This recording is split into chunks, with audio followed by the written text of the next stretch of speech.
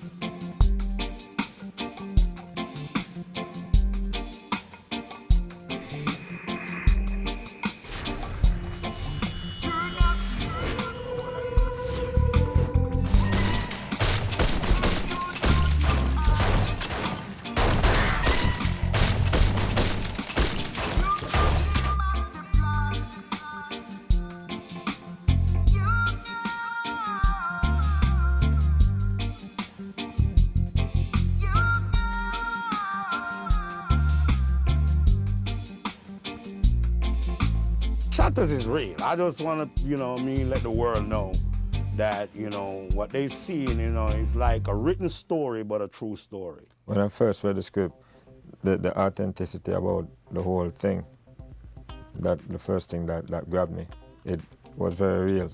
Could I relate to the whole thing, Knew people who probably travel that road. We become so obsessed with it because we know that life, we live that life. We have friends who live that life daily. I have friends who still live in that life, so it was something that we became very passionate about. This is a true story for more people than one. I mean, I know a lot of people that go through the same experience where they are the only ones standing right now, and looking to never, ever, ever again be a part of that, We have people that I know that been through that and now every Sunday religiously them there at church because that is not the life they want to continue because everything that he had and all the people around him is no longer. It was also a brand new concept. It's something that no one has ever heard of, I think people was really drawn to it for the fact that here are some kids from Jamaica who doing a movie and we're not looking to other sources for financing. We're not looking to the so-called establishment to approve it. You know what I mean? We're going to do it regardless. So it was a revolution. And everybody was like, okay, this revolution is going to be televised. Fuck it, we're getting on board. I wanted to be a part of a project that would expose Jamaican lifestyle, for what we don't know it, and expose, that is really the politician who caused the country to be like this, as much as we want to believe different, it's true. Sufferation and through the inner city youth them not getting the right amount of chances and the right amount of education. So therefore, they don't go thing them know to do, which is go out and rob and kill, and that is their survival. So I don't agree with it, but in a way, what can I say? Jamaican politics seem to be very corrupt, And not just Jamaican politics, I don't want to brand Jamaica alone, but it is very corrupt and we know a lot of corrupt people. Because Jamaica is a small island and nothing, we say in Jamaica, nothing can hide. Shottas really is the only film that really exposed the Jamaican gangster lifestyle for what it is and left no stones unturned. And the Jamaican community and the people love it. But of course the bigger heads that we kind of expose them a little bit, they don't appreciate that because their secrets are now coming out into the light for the rest of the world to see. The most corrupted thing in this world, I think, is politics. I don't think anyone go into politics to say I'm going to be a corrupt politician. I think politics itself forced people to be corrupted. Mr. Andy was played by this actor in Jamaica, Munir Zaka, very great actor. Detective, we both have a common problem. His name is Wayne. This guy in the movie is worse than Biggs and Wayne, in my opinion. You're familiar with him. You killed his brother, and now it's his turn.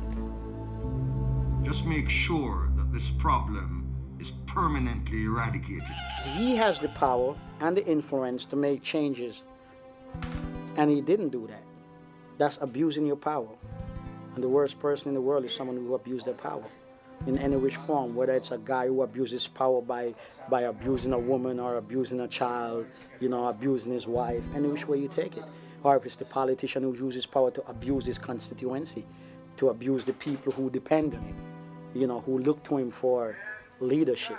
And sometimes we lash out against the politician because you know, them do enough things to oppress the people, you know. Them sell out the country for little and nothing and them keep the proceeds and then, you know, the people suffer. The politicians must come clean and the people, if the politician not coming clean, must judge them. Win. Win. Win. There's a scene in Waterhouse when, and that's one of my favorite scenes, the big shootout in Waterhouse in the middle of the night. That scene where all the guys are shooting and running, when Biggs picked up the little boy and shooting back at the cops. Spragga Benz fell, and I was getting ready to say cut.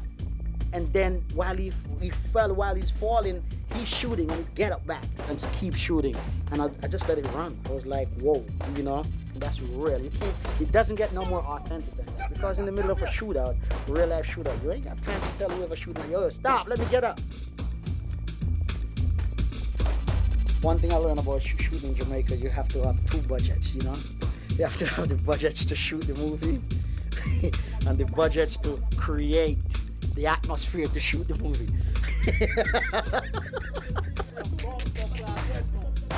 There was a point where the Jamaica Film Commission, for some reason, they think, as I said, the movie was a little too real.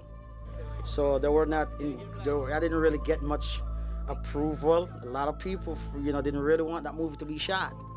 But there were guys from Waterhouse, you know, the people in the streets, that this movie was being their voice. They wanted this movie to be shot. So the powers that be could not stop it, you know, because I was not shooting where I was shooting the movie. The quote-unquote powers that be don't visit those places normally. Cut. I would be sitting at my monitor while we're shooting, you know, and there was all these little kids. I'm talking about the whole neighborhood, the whole community come on. I'm talking every day we have in excess of probably 600-700 people on the set who, when you do a scene, you know, and it's really good, the minute we say cut, they would applaud, they would cheer, you know, and the minute we start shooting again, it's like quiet as like, you know, they were so good with that. And there was a lot of children. Most of the crowd were kids. And these children, I see this, especially little boys, who look like little Biggs and Wayne in the movie. No shoes, no nothing. They would just sit there next to me, and their eyes would be glued to the monitor. You would hear they say cut. Making moves. Like 2 seconds before I say, because they know I'm gonna cut the scene. You know what I mean? And they know the action. They know that they start learning the language, and it gave me a great sense of pride to sit back and I'm looking and I'm saying, you know what? If I could impress upon one of these kids that one of them one day could probably become a director, and they don't have to pick the gun up, they don't have to be a Wayne or a Biggs, you know, they could look and they say, hey, probably one day I can make movies instead of picking up the gun. I don't have to be a shotter. And that's the whole thing about this, that I don't want people to get the wrong impression about this movie. This movie is not, none of us went into this movie to try to let kids emulate these characters or to impress upon kids that these are good people, you know? I mean, these are people that was using what they have, you know? And I am that story, I am that guy, you know, I am Biggs, I am Wayne, I am, you know what I'm saying? I'm all of those guys. But somewhere along the line, I realized that I don't like how the Biggses and the Waynes, they end up. And I decided to take things in my own hands and try to change it.